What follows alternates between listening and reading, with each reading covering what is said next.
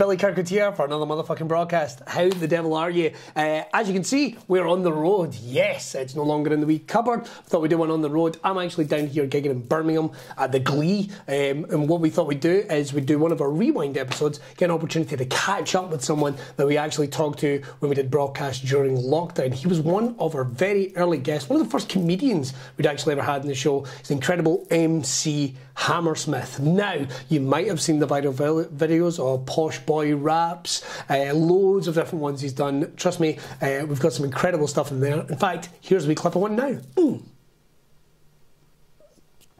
So the last time we did this, it was during lockdown, and luck would have it, I'm actually here at the Birmingham Glee with him this weekend, so I'm going to get a chance to get a little catch up. We've heard all about his career, but we're just going to have some fun on Braw Cast here this week. It's going to be a good laugh. So before we get in about it, don't forget you can support, keep this podcast coming, make it free. Each and every Sunday we are live online with video, but the audio version always hits during the week. So here's what you can do. You can either head over to Brawtherhood Oils, get yourself some amazing merch, fantastic stuff over there, beard oils, what am I thinking? I always get this wrong. Beard oils, neck gaiters, combs, t-shirts, caps, snapbacks, anything you might need. Makes you look cool, makes your beard look amazing, and you'll be the envy of men, women, and everything in between. And as well as that, you can head over to the YouTube channel. We've got loads of amazing new content coming out there, including Gives It a Go, the videos with John, where he's either, if he's not doing rally driving, he's trying pro wrestling, and we've got some other ones coming up for you in the next couple of weeks. You'll be able to check that out, along with vlogs and tips and so much more. And why not head back through the archive? We have talked to MMA fighters, pro wrestlers, beard models, we have talked to actors, comedians from all around the world, and we bring you each and every week right here, wherever you get your podcasts. Right, so this is the weird thing. Hopefully it's not going to be a jump cut, because Will, or MC Hammersmith, is going to be joining me here in a minute. I mean, I'd love to click my fingers and go, there he is. Did we do that? Remember you'd see that on like kids' telly all the time. Did we do that? Did we do that? Yeah, give it a go. I'm going to make such an absolute arse of this. So, Christine's lucky. Lucky woman. I've actually got a... is this how we're starting? No, this isn't how we're starting. I should say I've actually already recorded an intro. Okay. So I don't feel like... What I'm basically doing is I'm teaching a lesson to the Billy, who was like, am I going to do some 1985 jump cut? Yeah. Oi! And then I clearly didn't. Anyway. Good.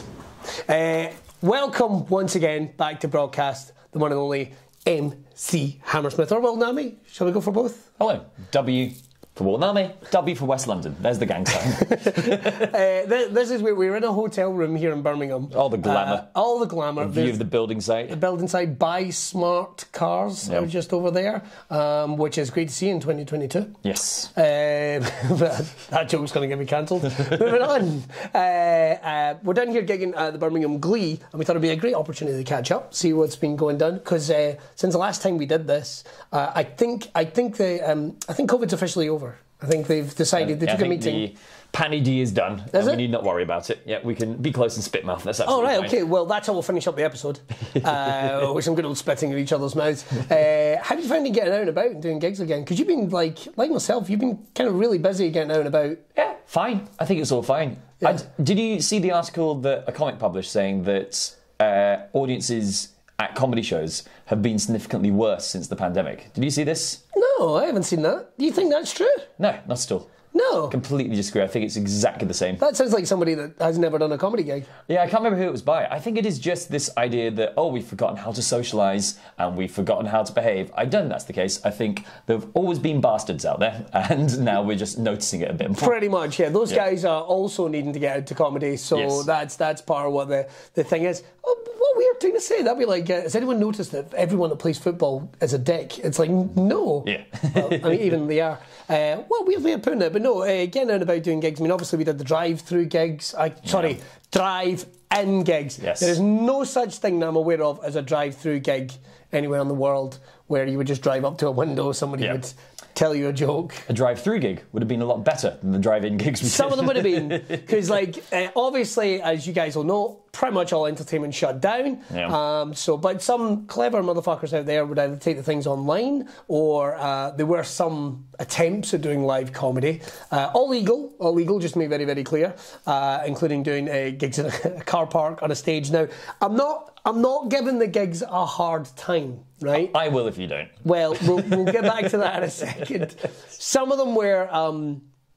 so let me paint the picture for you. You know what a drive-through is. You know what an American drive-through is. So imagine if you would how do you fucking put this in comedy gig? So you would drive up to a big screen and you'd eat your popcorn and you'd watch whatever was on the TV, and you get like a little speaker in your car, right? So the idea is solid in that respect, but pretty much half of those steps were not made in terms of comedy. So imagine it's not, I don't know, Psycho you're watching on a giant screen, but it's somebody trying to talk about just being made redundant and his girlfriend's chucked him. That's pretty much it. Yeah, at a huge distance while you are trapped in a grid of other cars, unable to leave.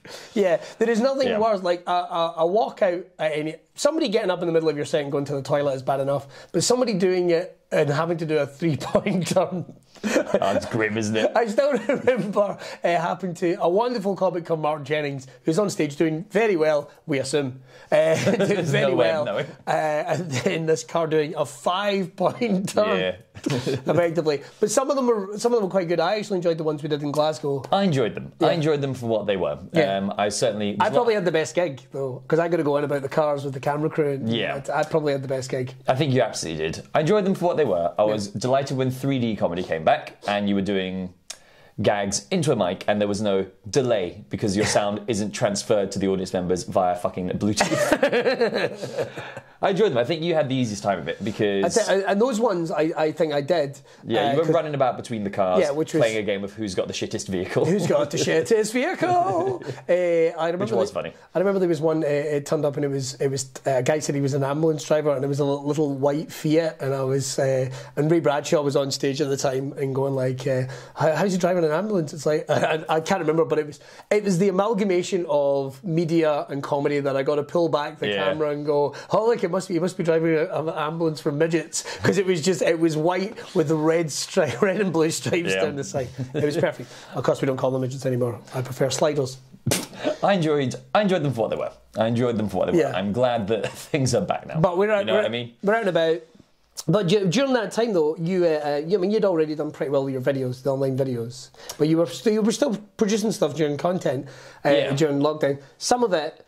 I mean, don't get me wrong, I was worried about you a couple of times. Because there was a couple of videos where it was like, is well okay. We share the same opinion my family has. Pretty much. He's rapping in his spare room alone. Myself and your parents talk a lot on WhatsApp. And we all think Will is mentally ill and trying to medicate himself on rhymes. I love the idea of that, actually. I prescribe... rhymes. Okay. Rhyme all you want, Naameh. It won't bring her back. That's true. She won't come back. Yeah. But I can't remember. It's the one you did when you're oh, you can't touch this. Oh, you can touch me. Is that the one? So I did so my rap name is MC Hammersmith. Yes. And I did a parody of MC Hammer's Can't Touch This. And the title was Please Touch This. Please Touch This. Which I thought was... I was worried about that. Well, look, everyone who knows me very, very, very well got that it was a gag. Yeah. Some people were slightly worried, but strangers on TikTok were sliding into my DMs on Instagram going, are you okay? Oh, God. I'm genuinely concerned. It's okay to ask for help. It is a joke. If this was a breakdown, it would have taken... I've rarely seen such a finely produced breakdown. I was about to say... With all the video edits and the mixing and mastering. Nobody has, a full-on psychotic episode that pays $200 for a man in America to make the sound level. Yeah, no one has got to grips with iMovie or Adobe Premiere just to put on a video asking for help. I mean, if you want to, that's fine, but please don't go to all those other steps. Get to that a lot quicker, and we'll see if you can help me. But the videos are great. Thank you. Was that something you felt like you needed to do during that time, just to... Because even when you were producing videos, and even since we last talked, we knew we were probably 6 months. We could be anywhere between like 3 or 6 months away before live stuff was coming back, because there was already whispers of it, like that excitable bit when you'd suddenly get an email from a comedy club you hadn't heard of in like for 8 months going like, hey, what's your availability in September? And you're like, why? Because that was actually quite liberating, I found, because pretty much your whole diary, you just went wipe. Yeah. And it'd been the first time as a self-employed comic I had done that in a long, like just... Yeah, whatever. Yeah. All right? It's all gone. It's all gone. Yeah, it was eye-opening. And then, when things starts to poke their heads above the parapets again, it did become exciting. I just started making content at the start of the Panini just because I had nothing else to do. Yeah. I was living on the Royal Mile in Edinburgh. Yes. I was living by myself, and it was... Because it's the Royal Mile, which is the most touristy part of Edinburgh. Every other flat in my tenement, over the 5 years I'd lived there, had slowly turned into an Airbnb. So by the time the pandemic hit, I was in an entire tenement by myself alone. Oh, no. And when that clap for carers thing happened on the Thursdays, I didn't hear about it until like the third or fourth week. Oh, my goodness. Because I opened my window at 8 p.m. on a Thursday. Silence. I didn't have any neighbours. Well, that's very Edinburgh for you. Yes, very Edinburgh. As well. Which was... Well, Glasgow, if we'd in Glasgow, if they'd been clapping for Greg's workers, honest to God, it would have been like Beyonce had came on the pitch. Yes. But it was just like utter silence. So did you feel disconnected, or a wee bit? And I thought it would be full of mental anguish and depression. It was actually okay, but giving myself the task of creating content definitely distracted me from the thoughts and feelings. Yeah, completely. And I loved it. I had such a great time doing it. Yeah, and now it seems so weird. I mean, obviously we had Christmas, but it feels like we've been gigging for... I can't even remember, but the thought struck me yesterday, going like, oh, I've been really busy the last couple of months, and it's quite nice again. Yeah, but you know, when another new variant comes along and knocks us don't sideways, say that. I don't think that's going to happen, man. Like I literally think it'll be like... He said it here first, and I'll watch him collapse under the weight of his own hubris when I am next week. When I am in front of the UN or NATO, and Mr. Kirkwood, in your own questions, why did you not think there was a variant? I'll be honest. My first question, if I may, why am I here? Yeah, when we start the Birmingham Spitmath variant, it will go before an international tribunal. As long as you don't get mumps or bollock macaroni or something, which is always my big worry. Bollock macaroni, pleased to meet you. Basically, basically, my worry is that your jizz gets so inflamed it feels like macaroni, and that's it's more of a plot for a horror movie than I think an immediate concern. I like it. Chris Whitty's on board. He's going to be the star. He's going to be the star. He's got lots of media experience. Good. It was a horrifying image. I think so. I think so. Oh no! And he'll look down the camera. It's bollock macaroni, and the credits will start. And I'm going to get wet. Love is all around me for no apparent reason. They don't want the Robin Hood. I can't even remember. Somebody mentioned. Do you remember when? Oh, it was Bryan Adams. That's what it was. Oh, they were fucking Four Weddings and a Funeral. So there was literally, that's an example of my ADHD right there. I was going to say that was four thoughts at once. I was going to say I was waiting to add into any of them, but I went, this is a train wreck of different references piling on top of one another. Sorry. No. And even then, part of me in the middle of it, there's the other voice that goes, I don't think you actually know much about this. Not at all. You or me, as it turns out. Basically, I said I was going to get wet to do the soundtrack for my horror movie, Bollock Macaroni. Now, finally, an idea I can invest in. Finally. A clear Dragon's Den pitch. It's interesting you said that article about gigs, man, because I found since everything kind of opened up, we started doing gigs kind of in earnest, maybe last May, June, probably June, July, really. And then obviously there was the Fringe. And I don't know about you, but I don't think I've ever met people more keen to get out and have a good time. 100%. Well, the Monday improv shows we do together at the Fringe, people were like queuing up early to come in. They were ramming the place out. Yeah. And it was the same for every show, for every comic at the Fringe, because there was so little available, because so few people had put on a show. Yeah, and I've got to say high demand was the rules. All you big companies are going to come out this year. You're going to fucking ruin it. But that's fine. That's fine. Do you want to see someone that was in Michael McIntyre's Comedy Roadshow 10 years ago? No. No. Slap that on the poster. No, I'm bang. Billy Kirkwood. No. That's your solo show. Billy Kirkwood. Fuck off. But that was the weird thing. So you're getting comics that had only really talked to each other on Zoom or what have you, all interacting, or you find yourself doing that weird thing now when you're out and about and you go, sorry, that's Popular. It's popular. You find yourself going like, so Howard, last time I saw you was 4 years ago. But it was, and we were all kind of wandering around each other during the Fringe. Lovely sunshine. Yeah. What a great run. And going like, this is so odd. This isn't even like a Fringe. And I don't mean that in a bad way. It was like, this is so much fun. Yeah. Let's kiss. You know, there were different venues taking different approaches. Because for the venue Potter was in, they were very much like 1 meter distancing, one entrance, one exit, masks on the entire time. But for PBH, for instance, which is where I did my solo show, I mean, it was an unventilated basement. People were more than happy to just cram in, undistance, and just pile into this. Things had really changed in that respect. Like, because my room, top of the attic, even though I had ventilation, I had windows, which I did make sure was open every day. Because you know, I don't know what people do. I don't want to get. I don't want to get like wrist weeds or anything. Yes, wrist weeds. I think that's a thing. Doctor, I have wrist weeds and bollocked macaroni. Please help. But it was also for their benefit more than anything. But they were all shoulder to shoulder. And I think, because people asked, like, how many people do you think wore masks during your gigs at the Fringe? Which was probably the first time, because literally I think it was 3 weeks to go. It was, that they dropped the need for masks, or they opened things up. When the guidance. So, like, Potter's venue, they took everything a lot more cautiously, and even though they weren't legally required to, made everything distance. But some people were more than happy to swan dive straight into an infectious mire. You know? And then Christmas happened, and then everything kind of shut down. And then literally 3 weeks later, we went, fuck it. Do you think crowds have become different since the pandemic? No. Maybe they were different going into the pandemic. I think people might be looking back with rose-tinted eyes. Like, I think it's exactly that. You can do like, I mean, I've been on stage at the Stand in Glasgow and went, this is the most fun gig I have ever done in my life. And then I've done another weekend and went, this was fun. And it's not been the same. So if I had that gig, is that the one that people go, no?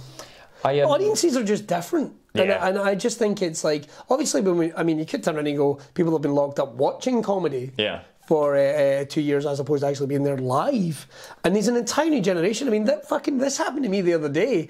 A friend of mine brought his son to see a gig. And it's like, oh, fuck, you've aged. And I am the first to, when we went into the pandemic, you were 15. You're 18 now.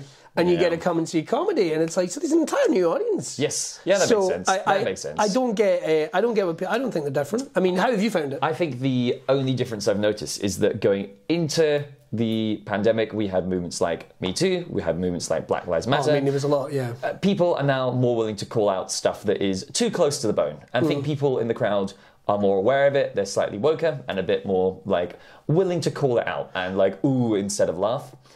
Which can only be a good thing, but I think that's the only difference I've noticed. People's sensibilities have changed, as they always will. You have to think about it. I very rarely will say ladies and gentlemen.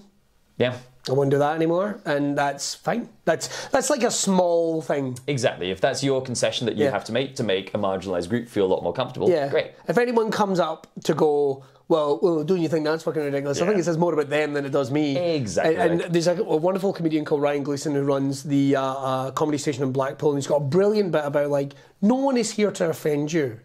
Like, if you find that you're offended or triggered by a word, you probably haven't listened to what's been said before it or after it.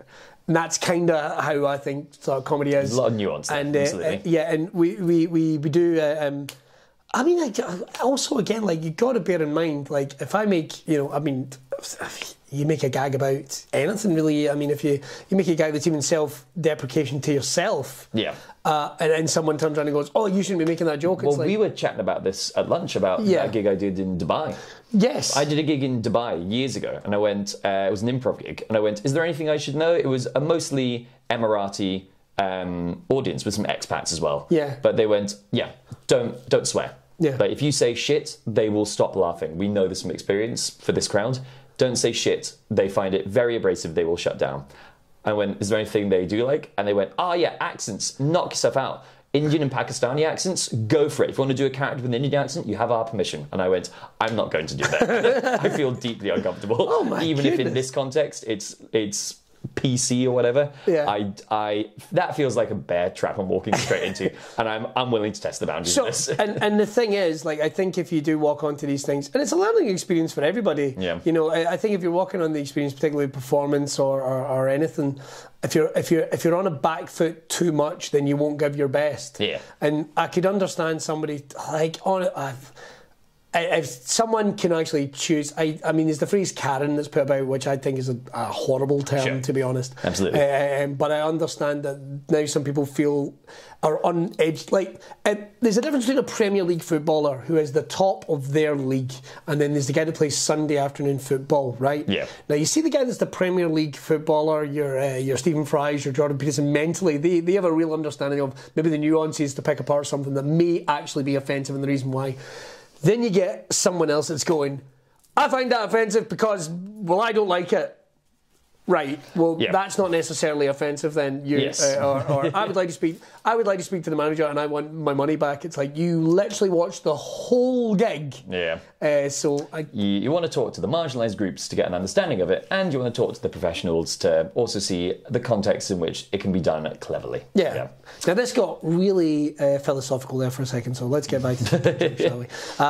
Back to the dick jokes. How have you found it in terms of, like, because obviously you have come out with some, we've all come out with new stuff from lockdown, but in terms of what you do as an improviser, how have you found it, like, interacting with audiences? Because like Paul Curry, for example, you have to interact. They just can't sit and go, I'm going to listen to this. No, you are a captive audience in Paul's shows. Like, you will be involved. Yeah. And there's a little element of that to you, but you hand it in a wonderful way. You put everyone at ease before you've even started. I mean, especially when you announce him as the top gangster rapper, things are about to get dark. Please welcome MC Hammersmith. A terrifying sight. And then this guy walks out. Hello. I love that. I love that people will start laughing before you've said a fucking word. That's the dream. That's the dream. That's why I now get compares at Mixville Nights to introduce me, as you did last night, as a menacing gangster rapper. Yeah. So I can walk out dressed like this. Hello. Hello. It's my normal voice. I mean, it's been great to get people back on stage. Yeah. And the point of what I do, which is making up raps based on audience suggestions, is the same way you'd handle it in any improv show, I think, which is celebrating the audience and uplifting them. And when you're rapping about them, never taking the piss, never punching down. And if you are going to take the piss, do it in a way that is cheeky and fun to the point where they can still laugh and smile about it. If you actually upset anybody, you're not doing your job correctly. And you've got to, like, instantly read an audience. Like, if a woman comes to a show and holds up a vibrator, you know she's probably pretty confident about the fact that she's got a vibrator. Yeah, if I'm rapping with objects, and that has happened. I've had people hold up dildos and vibrators before. When it happens, I'm like, you are actively enthusiastic about getting involved in this routine, so I will then rap about it, and the immediate thoughts that come to my mind based on the fact that you're doing this, laughing about it, and we're on the same page. But I would never take that risk unless I was certain, you know?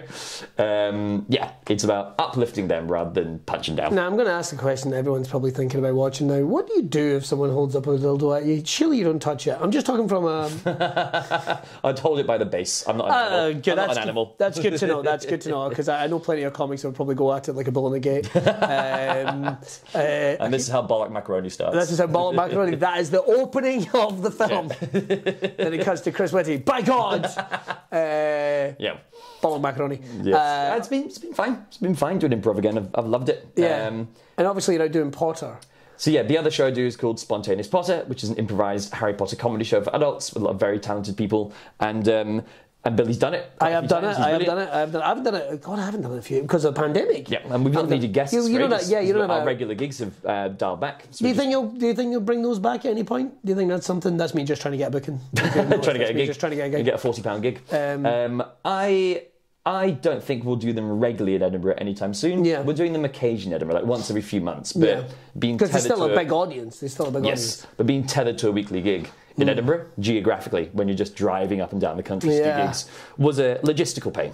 Yeah, because I think I might have had to jump on a couple of times where you almost had like split pots of it, which is weird. Yeah. The idea of it being effectively franchised out. Yeah. So there's a group doing something here, and then there was a group of us doing one in Edinburgh, I think. Maybe it was Sherlock. Maybe Sherlock, actually, now come to think of it. But no, I remember that gig, there was 2 shows happening in Edinburgh at the exact same time in different venues. That's mad. So like our regular gig and an improv festival on stage at the exact same time. But the cool thing about it is that there's so many different depths to improv and where it can go. That's why I kind of still enjoy it. That's kind of why I really don't like when improvisers come on and do like a bit they've done all the time. That really pisses me off. Because I'd rather fail 100 times than go, I've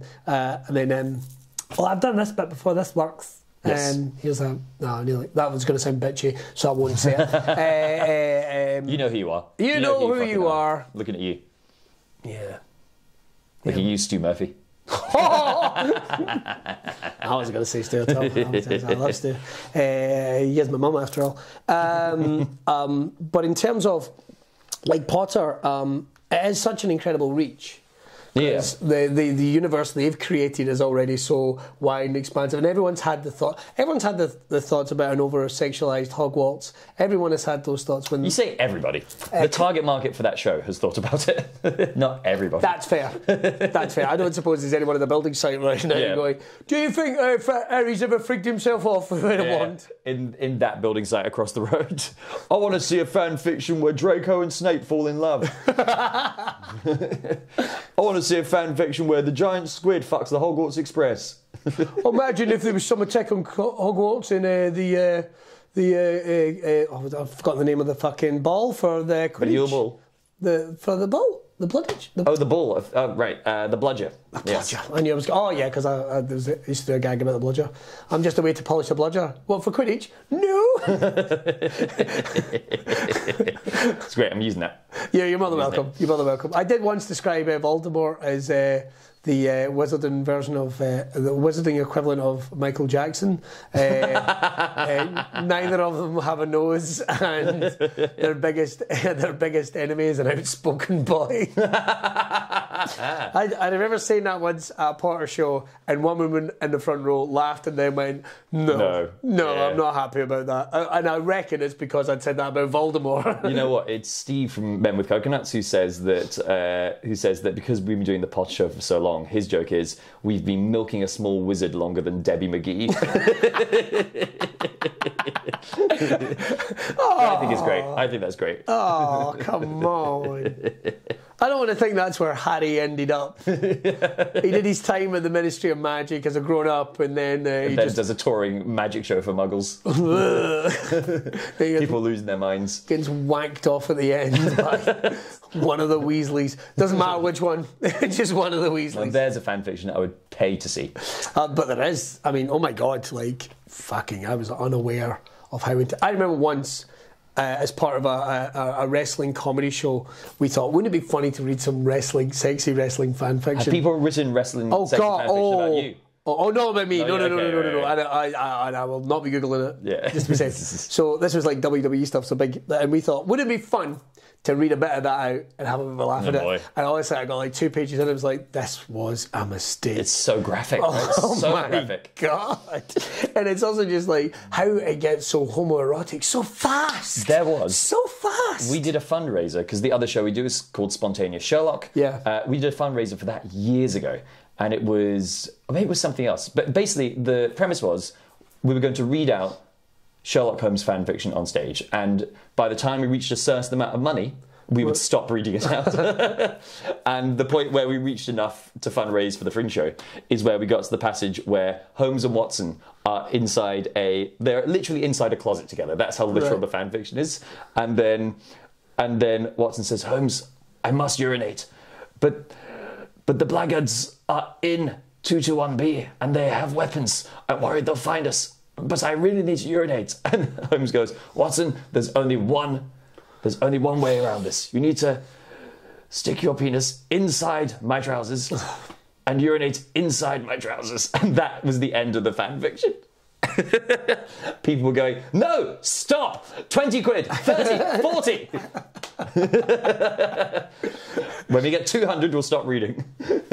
Oh my God, we reached 600. How did we manage that? Oh, fucking yeah. We're going on tour, boys. Yeah. It is the wonderful thing about fandom is how it can really go. But the sex, I mean, it's quite funny. I mean, it is funny. I mean, I appreciate some of it is written for humour. And a lot of it isn't. No, I think this was not written for humour. I think it was entirely. You can almost tell. Yeah. You can almost tell because it's either written too well or not well at all. Yeah. Like if it's written too well, you're almost like, right, this person is really intensely. they are on board. Yeah. Or it's just graphically just. I think about the wrestling one, and literally, I mean, God, within the first 30 seconds, it was like incest, and then it was like, and then it was honest to God, and then they came up with a way of like, we need to give more of a, I'll tell you, fuck it, I don't care. We need to give the wrestlers more motivations, because obviously the matches are predetermined, but we need to give them more of a competitive spirit backstage, so they were going to have a backstage locker room sex league. Beautiful. Where you had to see how quick you could make someone come, and the person that held on the longest got the bonus. That's a great idea. It's a great idea. But it doesn't make any sense. We should do it backstage tonight. No. Well, I'm going to win because I'm definitely not. I just like, but I went, that doesn't make any sense. So you've got to. You've got to try and make them come quite... Like, what? Look, like, I can tell I'm the one that went to private school as the two of us to this. I'm like, this sounds like a great business idea. Soggy scones or stuff like that. Yes, we need some, this is a rock cake, you cheating motherfucker. No jism is ever going to penetrate the glaze that's on this. And that is the closing line of Bollock Macaroni. No, as it pulls out on the planet, we see a spaceship coming in. Brilliant. A giant testy. One giant with hairs. And 10 that look like hairs. Join us for part 2. Brilliant. Which is going to be Arsehole Hauntings or something. I'm in. So get away from jizzy fan fiction for a second. I couldn't believe we got there very fast. But you're getting out there more and more as a solo performer this year. Sure. Yes. Which is great. Obviously, you've just finished a little mini tour. I've done 3 solo shows. Yeah, you did. Call that a mini tour. Well, we'll call that fucking... People have called one day a tour. Yes. So, little mini tour around the stands. Went really well. Yeah. What was the name of the show again? So my one-man rap show is called MC Hammersmith, 1 Man, 8 Mile. Hey. Yeah, great. And you're wearing a hoodie. Yeah. Did it disgust you that you had to wear a hoodie during I know. I can't believe I'm wearing normal person clothes. Oh, come on. The thing is, you want everyone to think like you're some delicate little middle-class flower, but you're definitely not. I know. I'm actually quite cool. Wow. I just enjoyed watching that journey there. I actually know quite a few women, I'll have you know. That's but I'd say in that though, whenever you do a show and you do talk about the fact like, I've never had sex or something like that, it's interesting to watch rooms split as some people will go, and it's men or women, I'm going to make that very clear, and will go, oh, I could break that pony. Could snap him in half like a branch. I could snap that steed, I could break him in. Could eat him with a little spoon. What's some of the weird... Shut up, I have no idea why I'm this They're popular. They're investing. What's some of your weirdest interactions doing your improv shows? Because I've done kids shows, and I've added improv elements to them. You always get interesting answers. I still remember, I used to have this thing called the imagination sandwich that we'd start off every show with. Oh, I remember, and you could put whatever you want, and one kid screamed Hitler.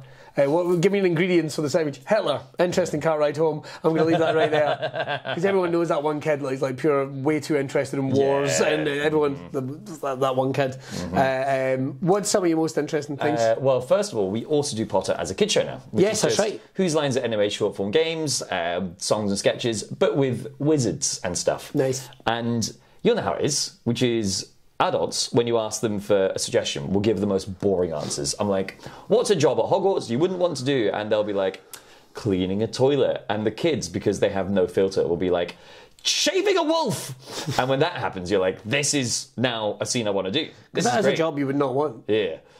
With the Potter shows, for the adult shows, bless them, I would say 95% of people for each Potter show are seeing it for the first time when we go to a new location. Really? We go to a new location, they're all seeing it for the first time. Word of mouth spreads, and we do get return custom. Yeah. And we're very grateful for it. But I would say, because it is such a marketable show, and has such a broad appeal as a genre, as a franchise, we get a lot of new people through the door each time we go to a new place. Now, when that happens, people are so excited it's come to their town, to their city. We often get, the first time we played the Birmingham Glee, in fact, I remember, we had the entire front few rows all dressed in the official Hogwarts robes, in the ties, glasses, scarves, all properly enthusiastically dressed up. Jesus. And way more up for a meet and greet afterwards, and pictures with us in our robes as well. Compared to, I don't know, doing a normal improv show. Yeah. They're so into God bless them, they're so into the franchise of it, because it means so much to them. Because these are people, broadly speaking, in their late 20s, early 30s, who grew up with the books as they were coming out. Which is why I'm excited to announce Monday night Dungeons and Dragons. It's a new show. I would fucking love to do Dungeons and Dragons is almost semi-improvised anyway. We get the hyper nerds coming out of the woodwork. Oh my god, that was so fucking... That's what we're doing. Right, we'll talk after. Well, we did a gig in rural Staffordshire, in Rugeley, and this is not a place where you would expect there is a young comedy-going liberal crowd. But then the front few rows of that gig, full of very openly, outwardly queer people, with their branded T-shirts, and again their Hogwarts things and their robes and everything, and it was wonderful to see queer people do exist, but it's in this particular place, in this particular context. But it's things like Potter with a cast that is half queer anyway, drawing them out of the woodwork. It's brilliant. I love the submersiveness of the queer culture, which you should be able to do anyway. I mean, make something your own if you're a fan of it. But I love that, because I've got a friend who's very much into Harry Potter, and they came up with the queer house. You know, the queer, and it is the multicoloured. They even got a logo, and I was just on robes, and I was like, I think that's the fucking coolest thing I've ever seen. Yeah, I love. And he's really young. He's 18. Yeah, he's 18, and it's like, oh man, that is so fucking cool, because already that tells me a lot about the people you hang with. Yeah, it tells me about how you've been so comfortable with this. You've been able to embrace something you've been into. Yeah, and I think that type of shit is fucking cool. Yeah, I love how a lot of Harry Potter fan fiction is has so much more queer representation in the books, and has they are able to take the messages in the book, which is ironically, not to get too... We won't. I know exactly where you're going. Which is ironically what the books preach, is a message of tolerance at its heart. And about how love and forgiveness and acceptance is the way forward, rather than Voldemort's message of death and hate. And the way that a lot of fans have repurposed it in the fan fiction to make it about no, this time it's book one, but it's about Harry and Draco instead of Harry and Ginny, for instance. And it's just taking some of the details and making it more inclusive is wonderful. It's brilliant. I think on stage, I've only kissed a couple of members of the cast, because that's what they want. Because that's what they want. So the people, because they've asked for it backstage. I mean, the people know the audience. But it is awesome. It is awesome. Yeah. One of the things, certainly about in terms of people coming to see an improv comedy show, it's another thing to say, because whenever you come to see comedy or anything, or music or anything, you should always kind of be coming with a bit of an open heart and to have a good time. But in terms of improv, what would be, if you were ever to give anybody an advice to come and get the most from it? As in to do it or to watch it? To watch it. Because I honestly, as much fun as it is to do, what would you say to an audience? Because we come out, we get our remount. Hey, this is what we're going to do. We're going to have a good time. We're going to get thoughts and all that. But I've always wondered, because if you were to go and see anything else in a theatre or be involved in any other experience, like an escape room, you'd probably read up on it. But you don't do that with improv. You don't do that with comedy. What do you think would be a good advice? Because you said it, because a number of times we've said to someone, "Sir, give me a fruit."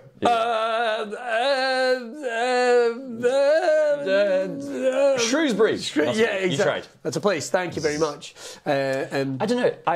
For the Potter gigs, I guess, don't heckle. It is not a stand-up comedy show, and the more love and attention, energy, and laugh they give to the show, they will get back from the scenes. But I mean, don't be actively combative thinking you're going to see Jimmy Carr. Weirdly though, if they came to see Monday the Improv, I would be get involved. Don't heckle and call us XYZ for no reason, but like get more vocally involved. Yeah. It really depends on the show, I guess. We're gonna ask you for suggestions. Yeah. There's absolutely no need to be cool in front of your friends or try and be a dick or be weird like you're trying to trip us up. I'm like, I don't get that. I guess because that's it. you won't trip us up. Yeah. Like, that's the whole thing. I guess it's exactly that thing. Because we talked about this last night. Like, you will get some people who, like, clearly they're fans of Frankie Boyle no, they're not fans of Frankie Boyle because I hate the fact that people go, Frankie Boyle says this, and this is offensive and all that. Well, he doesn't, though. Like, go fucking watch Frankie Boyle. Exactly, especially now. Like, Yeah, what the fuck are you talking about? But they were so keen to try and be as offensive as they can. Like, we said, like, so give me a scenario.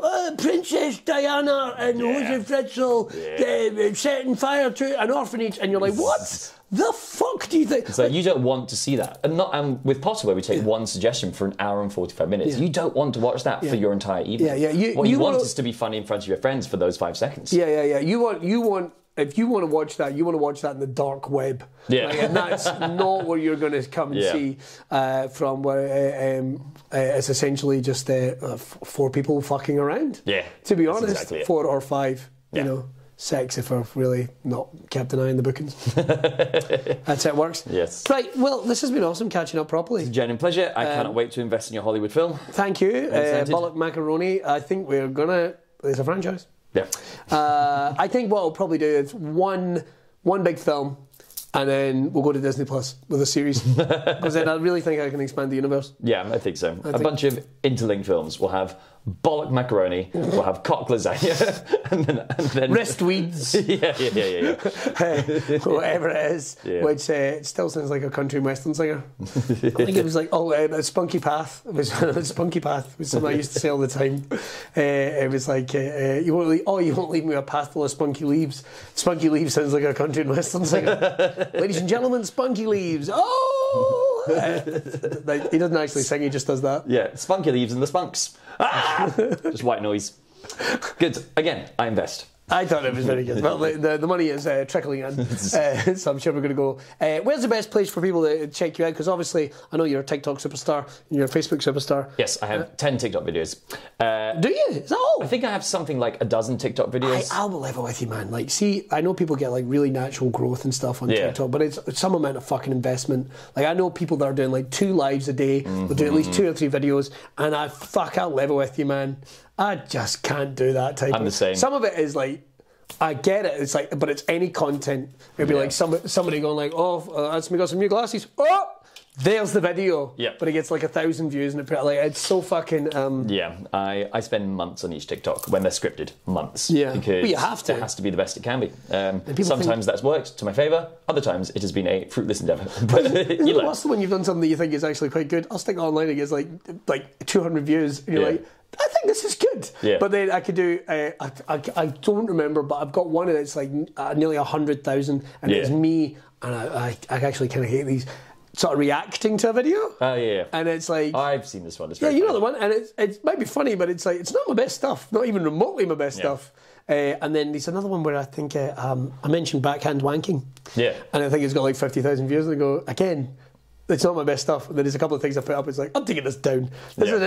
So, well, we can check your top quality over quantity. Indeed. Naameh story.